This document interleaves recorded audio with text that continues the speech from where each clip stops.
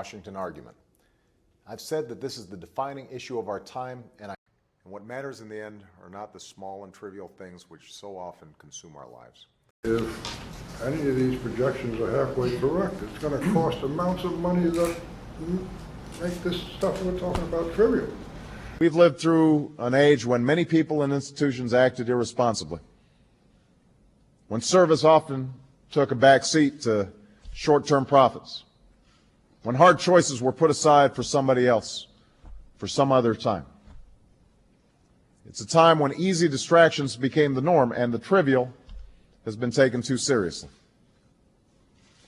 In a cultural moment that too often prizes the sensational over the enduring, the trivial over the profound, it's worth recalling the contributions of the honorees in this room, contributions that at once reflect and rise above the particular moments in which they're made.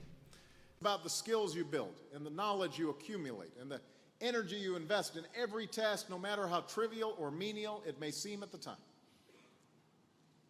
The small things. It's not the trivial things which so often consume us and our daily lives.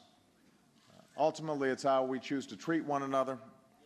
A better politics is one where we debate without demonizing each other, where we talk issues and values and principles and facts rather than gotcha moments or trivial gaffes or fake controversies that have nothing to do with people's daily lives.